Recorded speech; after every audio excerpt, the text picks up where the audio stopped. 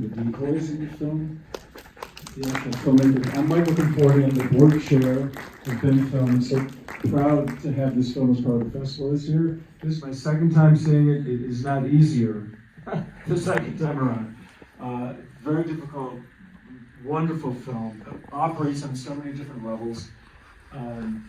Obviously, if the director was here, I'd be asking about process and certain things, but we have Dani here, and I would like to hear from her point of view how she got involved in the project and the journey that she took. Yeah, I was a little afraid you're going to ask me some crazy questions about filming that I can't answer, but obviously David is like a creative genius, and I have no idea how he came to all of this. We started one way, and I was at the beginning of the process 3 years ago when he reached out to me. I'm living in Nashville now with my 4 children, still acting over there in the southeast region, but also a photographer. And I got an email from David, who I had to research whether or not he was fake or real, because you never know these days. And I was like, oh, he's legit. His credits are real. So I answered him back, and I was like, of course, I'll be a part of this project. You never want to be a part of like a TLC nonsense, sort of thing where they make you look crazy. I 100% trusted David, and I'm so glad I did because it was amazing. But yeah, so I agreed to do it, and then him and Kellen and a couple others flew out to Nashville, and it was an amazing process to kind of watch. And we connected throughout the last 3 years, and it kind of felt like it was never gonna come. And finally, when it hit, it was definitely worth the wait. I'm just curious about it. The emotional journey that we all just took and shared was pretty powerful. I'll speak for all of us here. And I guess I want to know how it was, for you to be involved in something that is purported to and presumably did do a lot of good, depending on how you're exactly looking at it, and it obviously morphed into something else. It just like the emotional journey you took getting involved, doing that, and where you are now with it. Right, okay, so David actually kind of did take me through a whole process just watching the documentary. But he even had stated he started one way with the project, and it was really just delving into To Catch a Predator as a whole. And then he kind of took himself on this journey, and everything you see in it is exactly what David went through. And I've messaged him throughout the years, like text message, and we've gone out to dinner. And he kind of would tell me, like, I got brought through this entire journey, and I didn't think I was going this direction. Now I'm going a different direction. Like, you're gonna like be blown away by which direction this goes in. But I myself have always been I actually hadn't seen the show before I shot it. I have parents who are 911, law enforcement, and retired dispatcher. And when I first got into it, it was honestly like I felt like best of both worlds. I've always felt like I needed a purpose. So acting didn't always fulfill that as far as feeling like I was helping somebody. So when I booked the part, I was all in 100%, like, this is amazing. But I think David definitely, he hit some good points about how there is empathy, and as you grow older, I was like what I like to call a baby adult when I did it.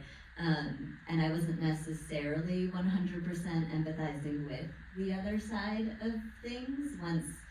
Once we left the room, it was kind of done.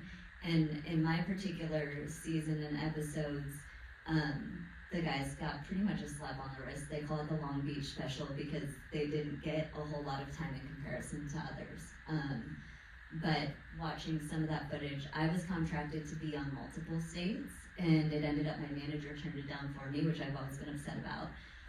But watching the footage of Texas was really rough because I was supposed to be there. So Dan and I were on the Long Beach thing together, so like we had stayed in contact for a while, and then I realized why he kind of went away and stepped away from the limelight and all the things. So yeah, it's more of an emotional journey watching it as an adult. 18 years later, 19 years later, it's wild to even say that it's been that much time. But yeah, am 100% about the intention behind To Catch a Predator, and I will say I feel like it did more good than it did harm. For the few controversial situations, I would say there was a lot more good done. But as with anything, there's always going to be the negatives. So that is hard, and it is emotional, and you do empathize with those. And the few that you feel could be rehabilitated, and you hope that that's where the path took them. I want to throw it open to the audience now. Does anyone have a question for Dani? Yes. I was just kind of reflecting about, the difference between an immature 18-year-old and a very mature 18-year-old. I was wondering if any part of you feels like you were taken advantage of initially. Interesting. So in a sense, like, when I did this show, I tried really hard not to get in my head, because if you do, then you're like, oh my gosh, I'm gonna blow it. Like, I'm just gonna get nervous and blow it. I would think of my little sister, who at the time was about 11, and some of the ages that I played was 11. And it very much did, when I put myself in her shoes, like, this is her, and they're trying to take advantage of essentially my little sister, somebody that is her age at that time. It definitely felt more real and more like, wow, like, this is bad. It definitely felt, in a sense, of taken advantage of, for sure.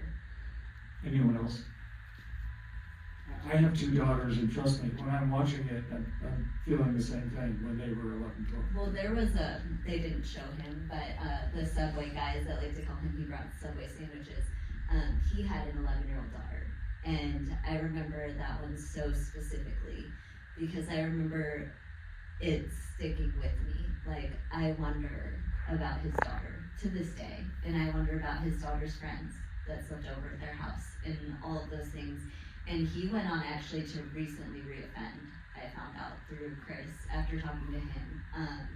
I did Chris's podcast not long ago too, and we reconnected recently, and he kind of gave me updates on some of them, and that particular man with the 11-year-old that I've always thought of, and I mean, over all these years, I remember him at the age of his daughter, and he went on to reoffend. So some of these guys are not just the compassionate, remorseful, I did wrong and I'm going to change my life. Some of them have gone on to reoffend multiple times, unfortunately. It's a very, very complicated story, which is why it's so good. Yes?